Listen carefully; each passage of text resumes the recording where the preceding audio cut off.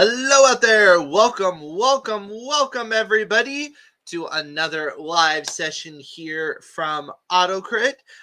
If you have not joined us before, you might be wondering, what is AutoCrit? What is this channel? Well, this channel is connected to AutoCrit.com, which is the premier home for tools for authors. We have our writer's desk, our community, our academy, our author services. We're there to help you from planning to publishing through your writing process. Now, on this channel, we do different live events discussing various topics. Today, we're going to discuss how to self-edit your novel. A little bit of DIY, as it were. We're going back to the home improvement days. I even thought about, we should like come up with this person hiding behind my bushes in the next door and do a whole bit. Maybe next time. But anyway, DIY editing. Can you in fact edit your own work? We're going to ask that. And what are some of the things that you can do yourself? What are the things that you really can't do yourself? Where are your limitations? And I see we have people gathered here from all over, from Hawaii, from Florida, from Washington. Fantastic. Welcome aboard, everybody. All right, so yes, the first question, maybe the most paramount question of them all, is, can you edit yourself? Sort of. No, I'm just kidding. It's a little bit more complicated than that, because it's kind of what is caked into that question, right? What are you saying?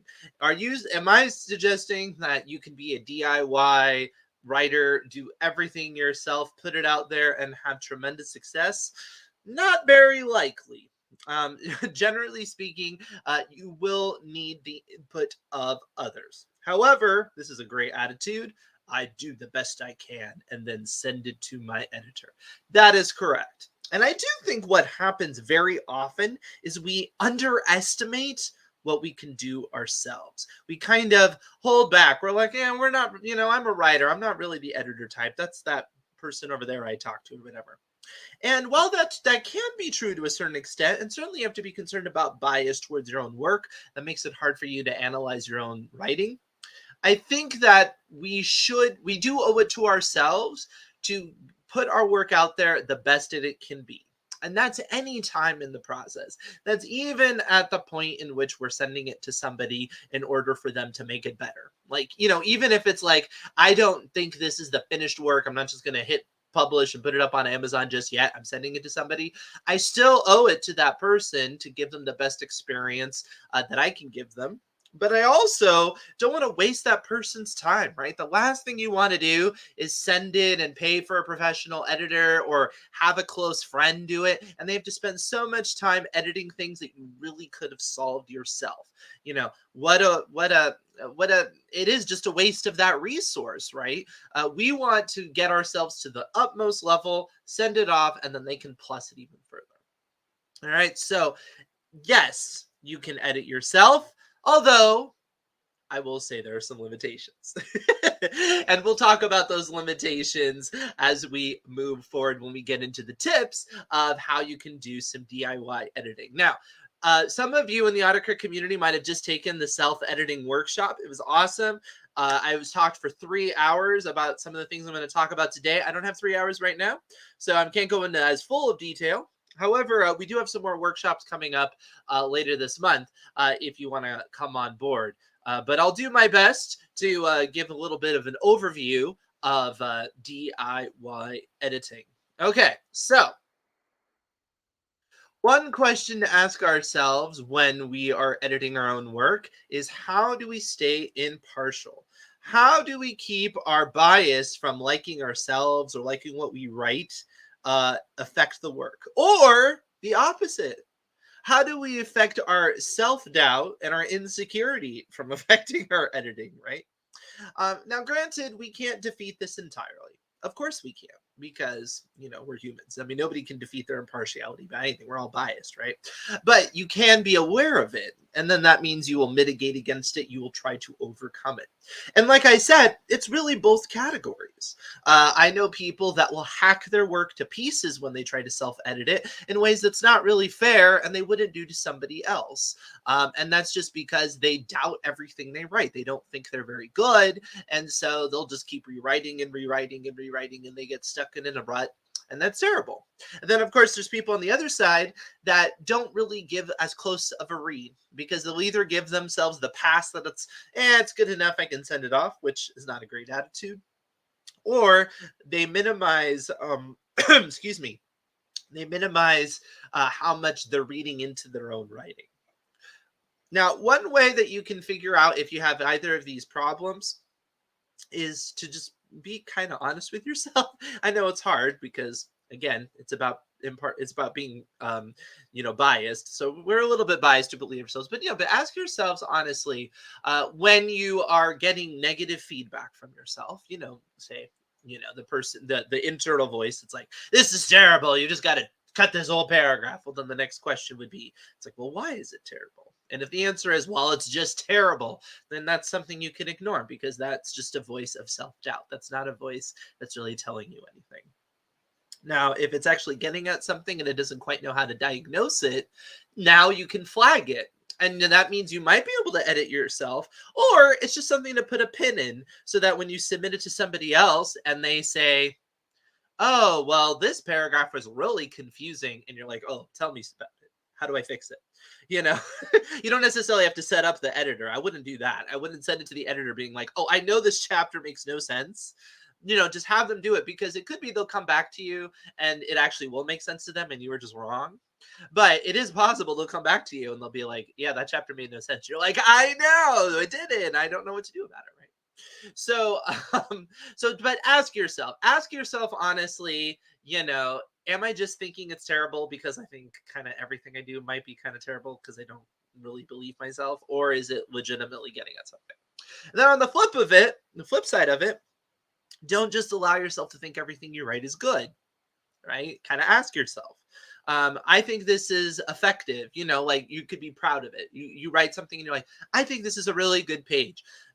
Don't just sit there with that. Be like, well, why is it a really good page? Because if you can kind of explain, it's like, oh, well, the word use here is really good and stuff.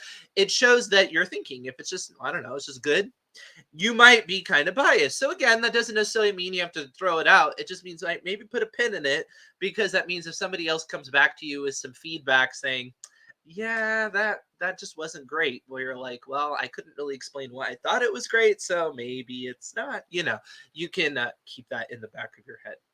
But in general, I would say before you even go to an outside source, try to figure out these answers for yourself, and learn and think about it. And one way you can do this is by training yourself to edit other people's works. This is why writing groups can be very helpful. So, you can have an exchange with somebody, right? And they give you a novel and then you give them a novel, and then you edit and stuff like that. And ask yourself the same question when you're analyzing their own stuff, right? Because we'll have a tendency to just be like, yeah, this is wrong. And it's like, well, I don't know, were you just in a bad mood that day? Do you just resent the fact they're good at writing? Like, you know what I mean? Like, ask yourself, why are you responding like this? Not to mention, what kind of feedback is that going to be for the person you're helping? If all you tell them is the 5th chapter was rotten, okay, why? I don't know, it was rotten. I mean, that's no good to them. You might as well say nothing. If you can say, well, it's rotten because I just couldn't connect to the character. You don't have to explain why you think that was the case, but you can at least explain that, right? And then hopefully, eventually you'll get to the point where you'll actually understand, oh, I couldn't connect to the main character because you haven't really shown me why I should like them yet. And you just keep going further and further with these questions, and that develops your editor brain. And when you use it for other people, you can use it for yourself. Now, I understand not everybody is going to get to the depth of an analysis as like somebody like me. I'm pretty crazy with it, which is one reason why I do what I do around here. And I actually like it. It's not like effort. I actually have to turn it off. But I would say I recommend everybody to try to develop that muscle as much as they can. There will be a point in which you develop it too much. For most people, it'll kill your love for the craft. I'm not recommending that. I mean, for me, that's not possible because that's part of my love of the craft. But I know for most people, getting too analytical could do that. So just be careful. Just be careful. Have them get me a teleprompter. Looking up to the top left is distracting. If you mean me, I don't have a teleprompter, and I'm also not even looking at a script. The reason why I look to the right sometimes is because of comments like this. So maybe I can have them displayed behind me, but it'd be kind of challenging. But that's why my eyes look around sometimes. I don't have scripts. This is why on editing runs I make notes, but don't make any changes until I take a break and come back to them. Different day, different perspective. Great. That is a great way of doing it. Yes, you often need to sit on what it is you're doing. And speaking of which, I think we got that piece of advice from somebody else on here. Yes, give it a rest. Really. Yeah, give it a rest. One thing you want to do before you edit anything is let it simmer a little bit, let it sit. It's like, food. You wouldn't necessarily cook your food and just serve it up and eat it right away necessarily. Often you kind of let it rest a little bit, especially like, when you grill steaks or something, you might let it rest a bit. And that's because there's time for it to come together. But that's also for you to have the distance so that when you come back, you see it with new eyes. Now, Stephen King recommends that when he does it, he will make sure that he's at the point that he's not even thinking about the original book. So he'll start working on another book. And not everybody can do multiple processes at once, but it could be that perhaps that time frame you could kind of go back to the well, look at some inspiration, read some books, maybe do feedback for somebody else, something like that. If you feel like you can't like creatively do two things at once, and some people are like that, but if you can, do two creative things at once, and then take that break, work on the other project, and then when you come back to the first one, you've been cleared up. You've been working on something else. And another thing that helps with if you can do that, I really recommend trying to do this, is that it puts less emotional stakes on the one project. When you only have one thing going on at once, it's like everything. It's like everything is in this one thing, right? But if you have multiple things, it's like, well, at least if this book doesn't work out, this book will work out, right? I'm not saying you should use that as a way to minimize or get complacent about one project, but it can put less pressure on the specific project. I read and use the book Self-Editing for Fiction Writers. Great reference. Thank you. Some of my pieces have simmered for years. Yes. Stephen King had said once he goes back to it later, like years, he doesn't even recognize that he wrote it. I've had that happen to me with things.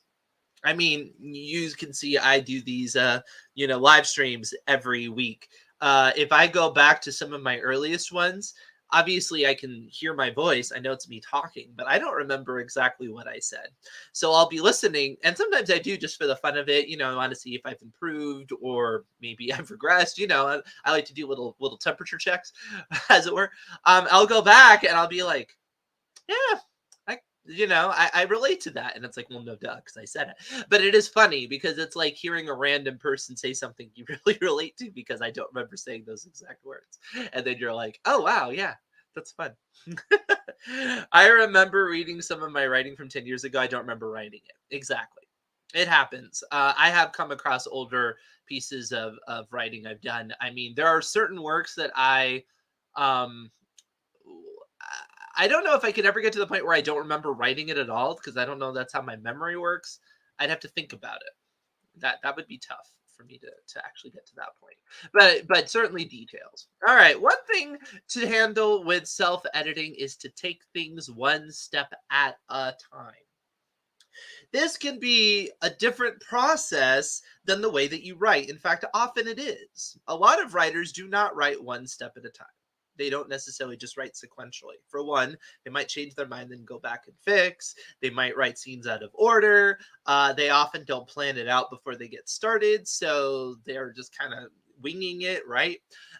But with the editing process, taking things one step at a time is incredibly beneficial. And that's because it gives you an end to the process. uh, the writing process ends, like when you finish your story. There's like the end, boop, and now you have a first draft, right?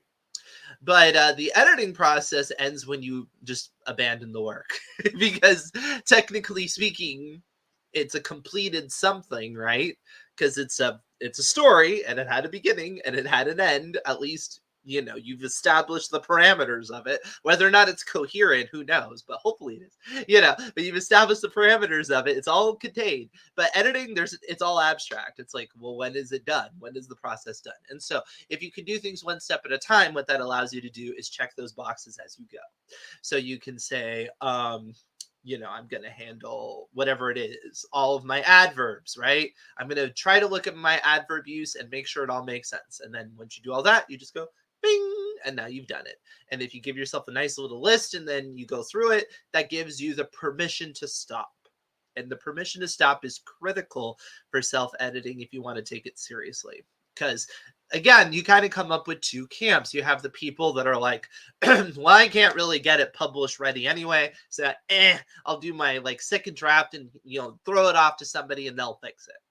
Of course, that's a terrible attitude. And I'm not saying too many people are on that extreme. I'm just saying that's extreme. And then the other extreme is I've got to get it like immaculate, and I'm just going to keep going and going and going and going and going until finally you just get exhausted, and then you hate it, and you're like, it'll never be good. I can't even give it to anybody, and that's a terrible attitude to have, right?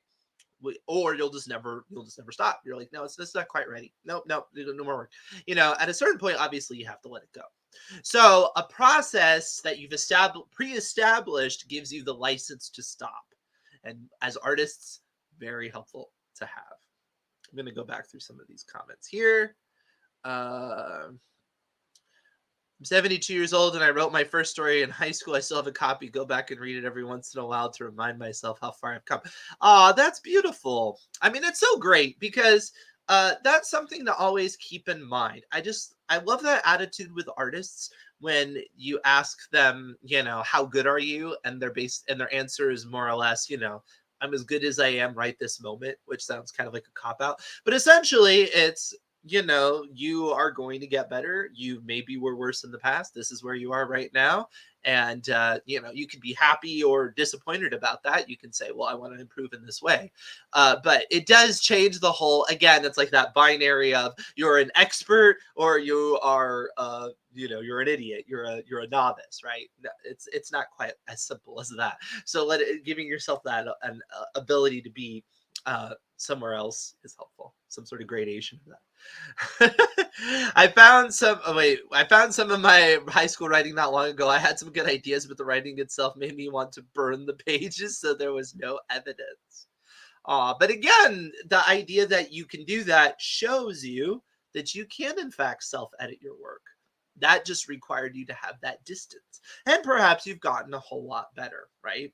But there's a certain point where you're going to be good enough, as it were, right? Do you expect that the author 30 years from now is going to be as dramatic as the author might have been 5 years ago if you just got started, right? You initially have this huge gain of knowledge because you're taking it seriously. So all of a sudden you just go, and then there's a point in which you start to slow down because you kind of reach critical mass, right? And that doesn't mean you can't still improve, but you kind of reach critical mass because there's only so much you're going to be able to do.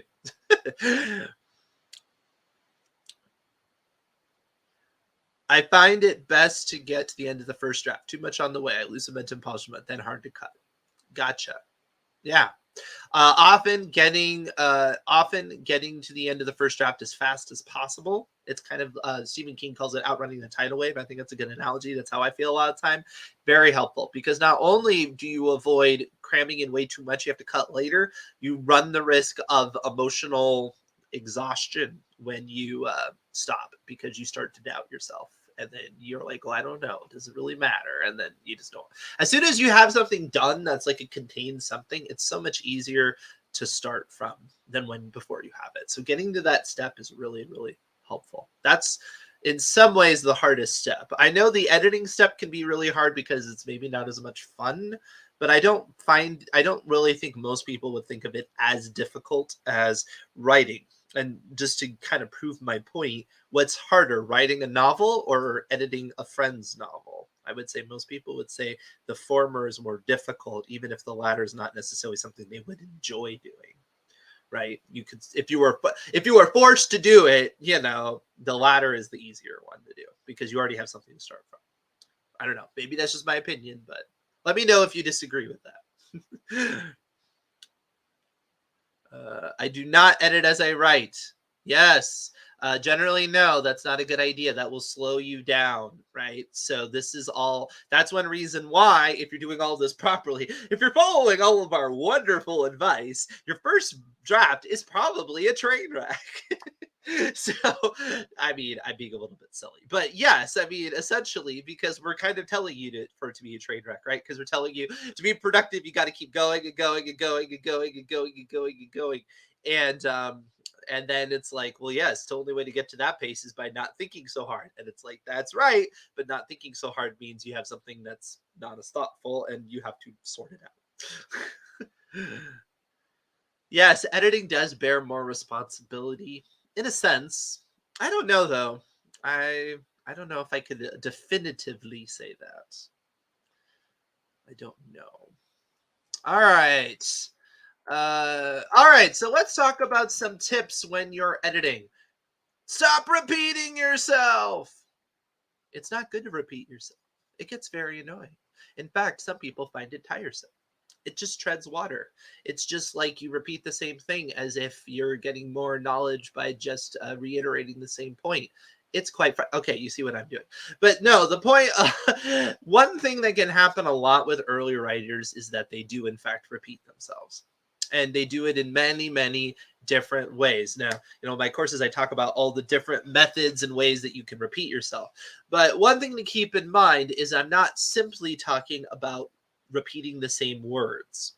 I'm also talking about repeating the same concepts, which is something that I just demonstrated with all my different, equivalent sort of statements. And even though none of the statements were an exact equivalent, they weren't completely the same. They were close enough that it was tiresome because it wasn't going anywhere, right? But a little bit of it makes sense. Like you'll notice in speech, you often do repeat the same thing more or less twice to emphasize the point. The same thing can happen in fiction. And certainly in the course of a whole book, you would expect some concepts will be repeated a fair amount. One thing that you want to keep in mind, though, is where it will stand out. So one thing that will stand out is direct language, right? Especially if it's a lot of words in a row. So the person always, sleeks back their hair, every single time, or the person always, rubs their hands together or something. It's like that's not the only way to show nervousness, right? So this is something that can be rather difficult for you to determine completely on your own. I would say this would be, if you were DIY editing, this would be pretty tough. In fact, even if you used an editor, this is pretty tough because the editor would have to notice. So this is where something like, where the writer's desk is really helpful. Let me cut to the writer's desk for a moment. With the power of magic here, well, look at that. It's the writer's desk. And let's see, this is an old trunk novel I have here. And yes, I have a bunch of phrases that repeat in this little bit, like right on time, said Burke. And then later, she's always right on time, said Burke. Now, imagine, and then just in time, said Burke. Apparently, I'm really obsessed with time. Well, actually, it's kind of important in the story because the whole premise of the story was a culture that divides a lot of stuff by time. Now, the question was I being clever by introducing it a bunch of times, or would the audience just be like, I get it? I don't know. I'd have to go back and figure it out. One of these days, I'll finish that trunk novel and I'll determine if that's the case. However, this is what you want to avoid. So something like that. Yes, Burke is obsessed with time. So something like that would be something that the writer's desk would be super beneficial on. Now, something you would want to look out for a little bit more yourself is a concept repetition. So, for example, when I was repeating myself the same thing over and over again, and it was just talking about the same thing, obviously, we can't run a report automated to do that. However, you can pay attention and you can notice whether or not it seems like in a scene you've just spelled out over and over again that this person is angry in just a bunch of different ways. And at a certain point, the audience is going to say, I know they're angry. Move on, or get deeper. Right? That's not this, and they're not the same thing. Don't mistake the things as being the same thing. Repetition, the way that I'm talking about it, is not deeper. It's that you're that shallow level. So somebody's angry, and then you just show that they're angry, and you just show they're angry. It's not quite the same thing as seeing how the anger manifests itself, right? Because there might be characters that spend the whole book angry, and so it's constantly being demonstrated in different ways. That's not what I'm talking about. Do we really care that they're angry? Well, that's also a question too. When you're repeating something that doesn't have any relevance to the audience, because it's either not relevant to the plot or it's not relevant to the emotional state of a character you care about. Yeah. It's like if if the character's dog is really angry, okay, but does that matter? Are they going to affect the other character? Are they going to be a nuisance? Does it represent something? That's the question. Repetition is often my lowest score on AutoCrit. Grr. This could be that you're one of those authors that likes to repeat more frequently. So you might want to find an author that does that and compare that score with them, just in case. But yes, it might in fact be pointing out the fact that you just work with a more limited amount of words than other people do, which could just mean that your work is a lot more readable and kind of simple. I think of like Ernest Hemingway in a sense. I may be disparaging to call it simple, but I think you understand what I mean. So yeah, there's different thoughts. It could be intentional, or it could just be, yeah, you need to actually reach into the thesaurus a little bit more, not to pull out a word that's really weird, but just to get deeper. Again, deeper. Then that helps. Not words. Synonyms don't mean exactly the same thing. So if it truly is getting deeper, in a substantial way, then yes, that could be really helpful. Oh, what's a trunk novel?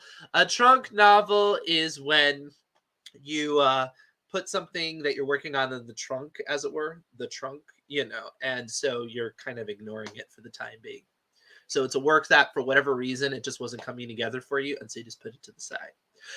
That's different than like saying, you just throw it away, because the idea is that, well, why should you throw away anything as a writer? You never know. Maybe 40 years from now, you'll be like, yeah, that was kind of an interesting idea. And then you go back and then you can actually do something with it then. I generally don't, especially considering data for text is so small. It's like, what are you going to have to do? Buy a new hard drive because you have a bunch of manuscripts on your computer? I mean, unless you're, working off a Tandy 1000 HX, that's not going to be the case. So yes, go ahead. Yes, most writers do have trunk novels or trunk scenes or trunk characters or just trunks. I like trunks. Trunks are attractive. They're cool. All right. So there are some easy fixes that I recommend doing early on in your writing process. And this is because you can give yourself a nice little pat on the back and you can be like, I got it. Look how great this is. And that is to take care of filler words and to take care of adverbs. Filler words are words that do not add meaning to a sentence by their inclusion. So they're just kind of there. They're filling up space, hence the word filler words. Just that very can all be filler words. Again, this would be something that's rather difficult for you to determine on your own, although you could certainly go in with like Word and, search for every individual one, which I used to do. In fact, going back to my example here, you'll notice that is really good. Not very many that's. I'm comparing myself to Suzanne Collins just because that's who I was trying to emulate at the time. But you'll notice that there's a lot of them. Why? Well, at that time, I didn't know just was a filler word, so I didn't think about it. I made sure all of that. I took care of that. That was actually my biggest crutch. When I found out the secret that could be a filler word and waste space, which seems obvious, but somebody I mean, I think a lot of things seem obvious once you haven't pointed out to you. But somebody pointed out to me, and then I went back and I was like, whoa, I use that all the time. Yuck. And I basically just cleared it out. I might even be overly obsessed with how little I use that. But apparently just snuck right in. It just snuck right in. And so again, but one of these, but going through, with the writer's desk with the filler and adverbs, especially the filler word report. I mean, that just really clears up your writing so quickly, and it can make it easier to see other mistakes. It's only the same thing with adverbs too. When Stephen King, rags on adverbs, what he's ragging on is not the adverb themselves. It is that you. I need to become an AutoCrit member. I am an AutoCrit Pro member. What are you talking about? That's very strange. What was I saying? Stephen King. Oh yes, with adverbs, he was saying that adverbs are like dandelions, is what he said, and so they can spread around like a lot and take over your manuscript, and they can prop up weaker nouns and weaker adjectives. I'm also a pro member.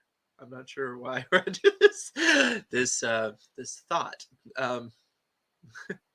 I like this. That has a T at the beginning and the end, giving Ha a place to rest its arms. Pithy. But the thing with adverbs is, the thing about adverbs is that adverbs can make up for weak nouns and weak adjectives and weak adverbs and weak verbs, etc., etc. Then yes, yeah, mostly everybody has one. They'll have one filler word that you just don't consider very much, and then when you look at it, it's staring you in the face. Now, when we talk, we use filler words all the time, partly because we need it to buy time to think about what we want to talk about, but also because if you removed all filler words, your speaking would sound rather severe at times. It does soften it to have those filler words. It can also sound less, a little more robotic. So you'll notice that in dialogue, you'll often have more filler words. And we do give you the option. There's a little quote button I can actually show you, and it will give you the option to eliminate dialogue. You can see where it is in dialogue. So if you wanted to see all the justs, well, look, this just is in dialogue. The second just is not in dialogue. And so maybe I'd keep the just that's in dialogue, and I would eliminate the just that's out of dialogue, right? This gets subjective, of course, but it's something to look at. All right. Look at the order of information. This is a great place to get ideas on how to better something. This is something to consider that often is overlooked, is that the order in which information is presented can so dramatically affect how we perceive the information. And it can also dramatically affect the drama of the scene. Surprisingly enough. Because, for example, you can enter a scene and that somebody is, armed and they're just ready for the opportunity to pull a gun on everybody, right? And so you're going to be tense. Or you can have a scene in which you didn't know that until much later. This is kind of an obvious example, but basically, as an author, you're making this choice over and over and over and over again. Now, sometimes you kind of write yourself into a corner because you put yourself in a point of view, in which case you have to use the order of information that that character knew in a sense. But even then, you have an option, right? Because you could have them observe something or notice something or suspect something, in which case you clue the audience in. So rarely do you completely draw yourself into a corner. Usually you still have the opportunity you have the opportunity to decide this. And this is very important. This is something to consider. So when you're self-editing, consider the order of information within the scene or the area you're working on. This is something you'd want to take a whole pass of your writing doing, because it's often overlooked as something to consider. And just again, it kind of goes back to the whole I talked about the extremes, right? Everything is terrible, everything is good. You don't want to be on the everything is good side and miss out on an opportunity to change the order of information, right? So every time you read a scene and you're like, well, this is a good scene, and it's like, yeah, but is it good or is it excellent? And if it's not excellent, could I do this and make it excellent? You want to ask yourself those questions.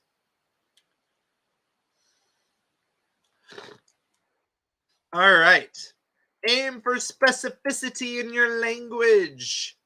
Yes, this is definitely something to clarify before you bring it to anybody, because non-specific language is going to be not very clear because it's non-specific, or it'll be boring.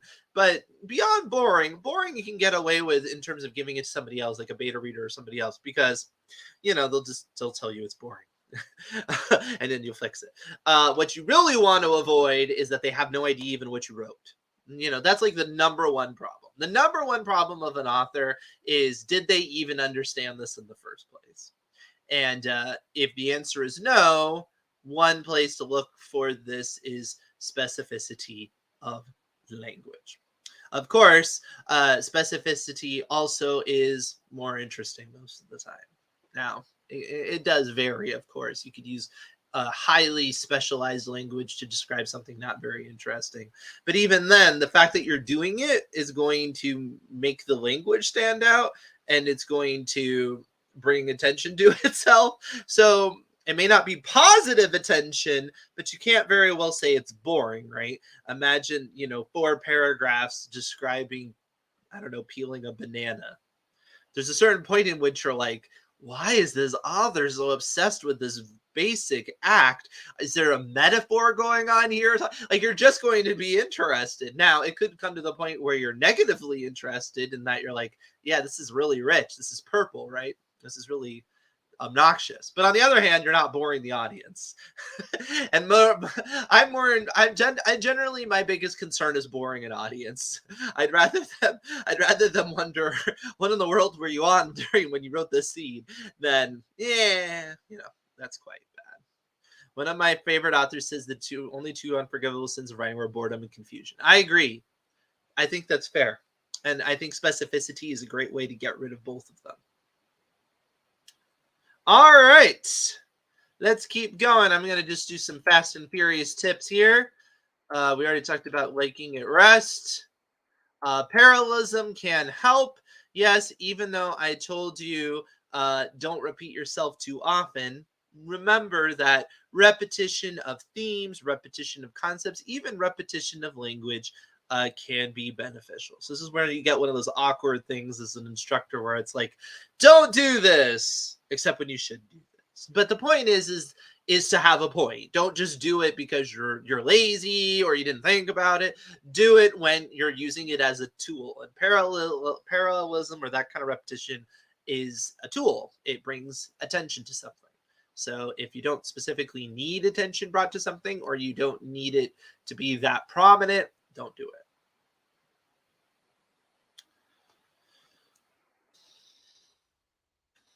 Dramatize, don't summarize. This is the way that I like to phrase show, don't tell. It's just my preferred version of it, because show, don't tell is a little bit confusing, because it's like we're always telling a story. Yes. But what the advice really means is it's better to be dramatic to demonstrate it than to summarize it and tell the audience what to think, because that's boring. Not to mention, is it not as emotionally gripping just to be told what to think? It's condescending, it's off-putting, it's it's a lot of negative things. We're reading a novel, we're not reading a Wikipedia synopsis about a book, right? We want it to take place in real time. This is something that authors tend to do a fair amount early on, which is one reason why you hear it hammered so much. Always ask yourself if you could dramatize rather than summarize. However, is this a blanket rule? Absolutely not. Of course not, because there are plenty of times that you need to summarize in order to make your point. For example, a complex emotion, It's very hard to dramatize that effectively without spelling it more out to the audience, or it might take a very long time, and maybe you don't have that kind of time, or you don't want to put that much emphasis on a character. You know, a main character with a complicated emotion, yeah, you don't necessarily have to spell that out. If it's a villain with a complicated emotion that's not really in the story very much, you might need to spell that out.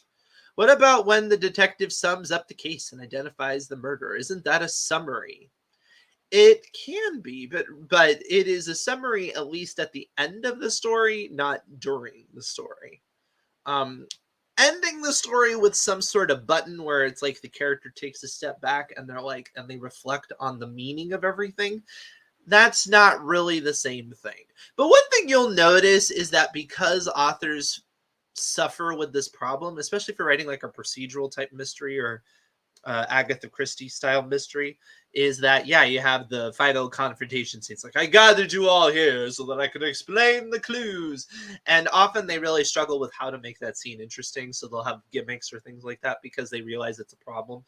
But ultimately, something like that, what you're doing is you're just helping the audience. It's a little bit not like an epilogue, but it serves a mechanical purpose of, this was a game we were all playing, and now here's the answer to the question, right? So I feel like for that, that's very satisfying to the audience. So it is dramatic in a sense, because it's dramatic because we're finding out if we got it right? Because there was something to understand and something to solve. So it's really an exception to the rule. It's more of a revelation than a summary. Exactly. That's the point, right? It's summarizing what's going on, but for the purposes of giving it greater meaning, not just to summarize for summarizing's sake. And I understand you could say, well, when I summarize the emotion, it's for greater meaning. Fair enough, but is it greater meaning to the other characters too? That's the other thing, is these revelations, when people are summarizing in character, in dialogue, that's very different than when it's just in the prose. Not that they should do it too much, then you get the, well, as we know, dialogue, which is stupid, right? But see, that's the difference between that dialogue and the mystery. The mystery they don't know, so the person has to explain it to them, right? If it's something that the character already would know, well, then why would they even talk about it? They're only talking about it in order to demonstrate it to you. So it's not fulfilling dramatization. Whereas if the character is summarizing something in order to reveal something to somebody else, that's kind of a dramatic thing to do now, isn't it? I bet you didn't know this, but I am your father, right? That's a dramatic moment. I mean, that's not how it's said. You know what I'm referencing.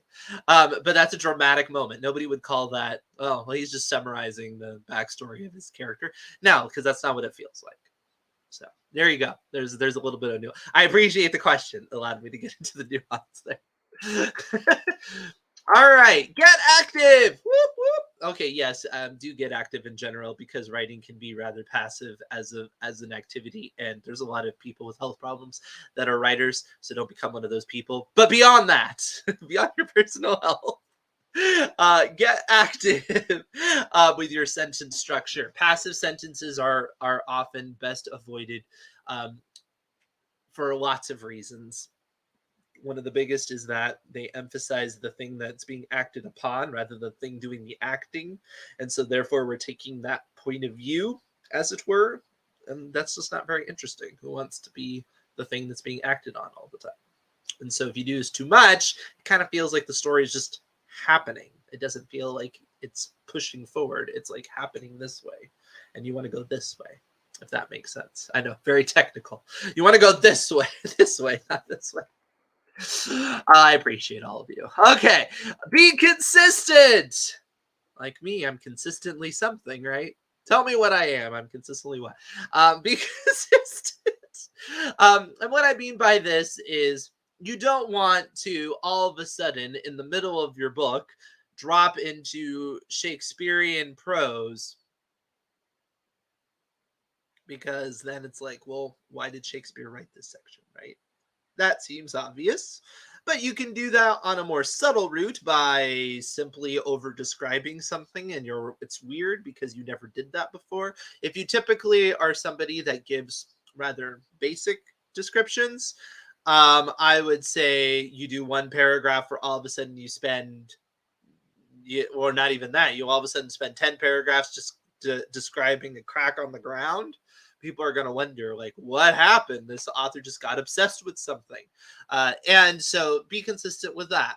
Be consistent, try to be consistent with your writing voice, with your style. Also, be consistent with anything you have in your book that's a proper noun. That is something that you'll want to do a search of, because you will make mistakes. Or maybe I'm just calling myself out because I did totally do this.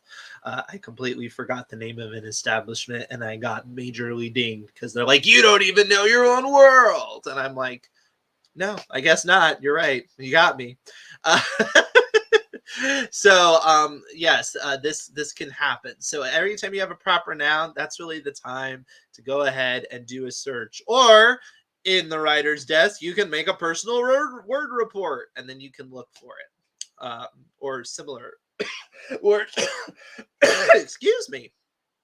Because certainly you can show up when that scene happens and that word doesn't appear. And you're like, wait a minute. I know they went to that restaurant. Where is it? You're going through the report and it's like, oh, one place called it the Spectacular Cafe and the other place I called it the Stupendous Cafe. And that is not the same thing. I'm something, all right. Well, that's helpful. I'm glad to be something. I'd rather not be nothing. Energetic. I try. Find and replace. It sounds like a thriller, doesn't it? I really want there to be like a thriller named Find and Replace. It's like, in a world where a writer has to be consistent, now they have to find and replace. This gets to overwrought imagery. This kind of goes into the being consistent. Why would something come across overwrought? Because it doesn't sound like anything else. Now, granted, if your whole story is overwrought, it just means you write in this dramatic fashion that people don't really like, probably, unless you have an audience that enjoys overwrought imagery all the time. I mean, I do to a certain extent. It does get tiresome. Now, if you're doing a satire, you might get away with it, but you want to look for those moments where you just got in love with yourself. Let's go back to the very beginning. Very good place to start, right? Let's go back to the very beginning. And you had the person who hates everything, right? And then the person who loves everything. You don't want to get to the point where you wrote this amazing metaphor that's gorgeous and you're just like, mwah, it's fantastic. The audience is going to cry at the way that I describe how a moldy towel hangs on a rack. And maybe they won't. Maybe they'll just be like, you're way overdoing this. So be careful, especially if it's going to stand out. Now, something like that stands out can be highly effective, because maybe you're trying to conjure up this sort of nightmarish image. You're thinking about a moldy towel hanging on a rack, right? Maybe you're trying to do this dramatic image, and it might even be something that you're deliberately designing to just mark in the person's brain because it's so peculiar they can't forget it. Fair enough. But again, put a pin in it, because if you're doing it on purpose, then that means when somebody comes back to you and they're like, you kind of overdid it here, didn't you? You'd be like, okay, I was worried. It was a possibility. It needs to be open to the possibilities. Yes, if you have to fight through the descriptive to get to the point, right? Unless the description is the point, in which case that's not all that common, and be careful. Make sure you also read for the flow of action. One thing that can happen is you can miss the forest for the trees. Yeah, you can do all this crazy stuff, word choice, adverbs, blah, blah, blah, blah, blah. And then meanwhile, somebody just showed up in a room that shouldn't have existed. And or they left the 10-story building and they walked out the door and they are in a desert, even though you established it. Like, you can do the weirdest stuff because you're editing, you're moving things around, and it just makes no sense. So you do need to ask again yourself that clarity. Again, clarity is one of the biggest things that it's kind of unforgivable if you give it to an editor. I don't mean unforgivable as in you always will be clear. You won't, but it's one of those things that at the very least the person should understand what you meant, right? Unless you were deliberately vague. So if they can't, then that's like an objective failure as a writer. That's not well, I don't know if they like it or not. That's I just didn't do what I was supposed to do, which is get them to think of something. All right, so I mentioned that we are going to be having some workshops this month in order to discuss editing. One thing that I wanted to discuss specifically was dialogue, because I get so many questions about dialogue. And we have had a YouTube stream in the past, if you want to go back to our archives, about dialogue. But the Fixing Broken Dialogue workshop is a way to go a little bit beyond that. We are going to have in-person little brainstorming events where I'm going to give you a broken scene and a broken dialogue and broken conversation, and I'm going to ask you to fix it, and then we're going to find out if you can. Dun dun dun! I know I'm going to make you work. It is a workshop after all, and I'll also show you how I might have tackled it. I mean, some of these things there's not just one correct answer. Actually, there's never one correct answer, but like there's just one method. But what you might discover is you'll just get stuck, and then I can help you realize, well, did you think of this? Did you think of this? Did you think of this? And then you can start to unstickify yourself. It's a helpful tool to learn how to do, because inevitably, well, maybe not inevitably. Yeah, I'll say it. Inevitably, you will end up with a scene that needs to take place, and it has exposition that's incredibly important. You can't really move it anywhere else, or even if you could, it's still going to have to happen anyway, and you just can't make it work. It's boring. It's bland. It's bleh. How do you fix it? That's what we're going to discuss. We're going to discuss how to fix the scenes that must, in fact, take place. And speaking of scenes, we are going to have a workshop about fixing broken scenes as well. Could I define broken dialogue? Yes, in fact, I can. Broken dialogue is when dialogue doesn't serve the purpose in the story well. It doesn't have that utility, right? And what is dialogue supposed to do? Well, it should convey things like character, emotion, information. I mean, those are really the two biggest things: subtext of what the character might be thinking about. And if it's not doing that well, then it's broken. If you read a scene of two people and you don't have the idea that this person likes this person, this person hates that person, well, it's broken. If you can read that scene and it's very clear that this person likes this person hates that person, but it doesn't sound at all like the way people would talk, it's also broken, because you're not accepting it as legitimate, right? So this is what we will be discussing. And often this is when we can identify it ourselves and be like, I just don't like it. Because that's the other thing. Technically speaking, if it's not engaging, it's also broken, because your goal is not just to convey information. Your goal is to be interesting.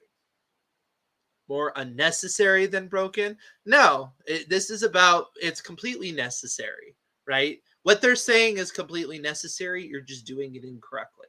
So it's like, you have to use your car to get to your job, and your car is broken. It's not working there, or it's not really working well. It's working intermittently. So it's kind of broken, right? Exactly. It's not getting you to your work in a way that you can reliably think is safe. That would be more or less broken. So, yes, that may be being a bit extreme in just saying broken rather than flawed, but I like to just get to it.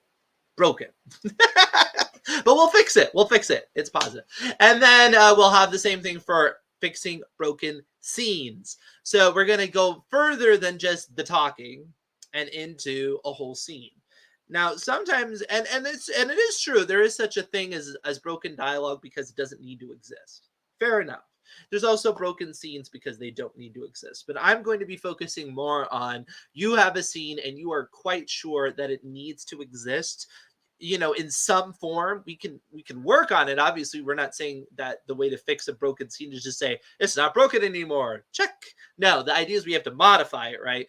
But how do you modify a scene when you feel kind of painted into that corner, because you're like, well, this kind of has to take place and this sort of has to happen and this sort of conversation and blah blah blah. How do you do that? That's what we're going to be talking about the workshop. Now, both of these workshops not only include in-person assignments, they also include personalized feedback at the very end. So you'll submit something excuse me, I will give you a scene to fix, and then you will have to fix it. Awesome. Fix it, Daniel. I love it. Yes, with my little hammer. That's great. As long as I get to play 8-bit music, it is all good. It is all good. Oops, nope, that's from last one. All right, I'm at the end of my slides. I want to know how to know a story itself works. Is it a good idea with good steps all the way through? That is a very good idea. You know what? I should do a live stream on that. I will make a note of that. I think a great live stream would be how to diagnose like the health of your work, like kind of overall, like what are some steps? I think that's a wonderful idea. Besides just handing it off to somebody else, because obviously you want to do that before you do that, because that's kind of like too late in a sense, right? You want it to be good enough to be worthy of sending it to somebody else, or it could be that you would want to do that knowing what it is that you need to fix, right? And so you could say, look, I know this is broken. Everything else I'm pretty confident in, but I know this is broken. Go ahead. I like broken because it can be fixed and repaired. Exactly. My goal, the point of the workshops is not to address dialogue or scenes that just need to go away, because those exist. We're talking about things that should be in there, but they're just not serving the utility right now. How do we find replays of your self-edit for December presentations? Well, what you'll want to do is you'll want to go into the dashboard, into the academy, and into my courses. I know some people are having a little bit of difficulty with the connection sometimes when you purchase with a different email or something. It doesn't quite connect. If you have any trouble like that, hit the chat bubble in the lower right, and we'll make sure you get connected to that. And if you ever have trouble with anything, we have that little chat bubble in the lower right. Hit it and ask us any questions, because there's a lot of technical features to AutoCrit, so certainly situations have come up. Have they loaded yet? Yes, they are in. They are in. Also, if you ever want to check out a replay of any of our live events for pro members, they are now uploaded in the calendar. So if you go to the past events on the calendar, if there was an event you missed, they should all be there. So if you missed any of our horror club or anything like that, you can go in there. Tonight we have another episode, as it were, a meeting of the Fantasy Club at 7 p.m. Eastern.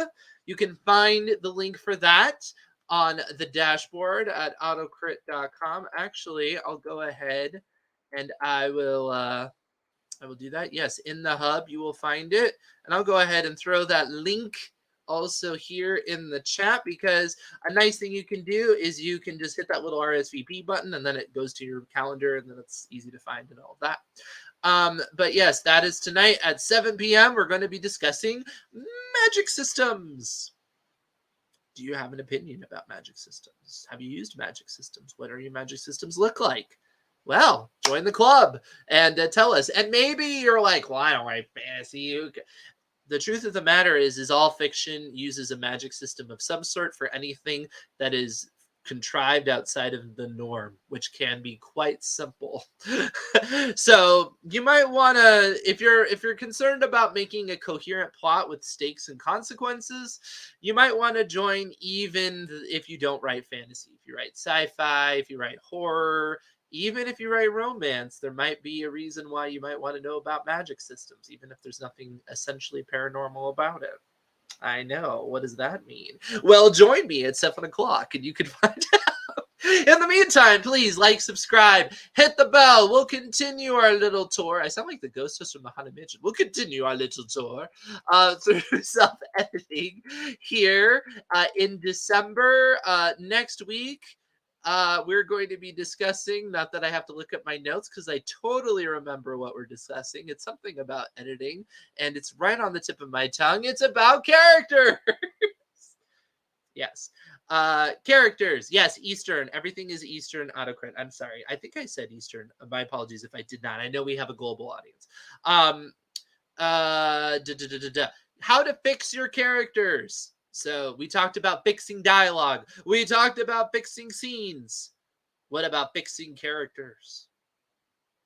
We'll discuss that. We get a lot of questions about characters.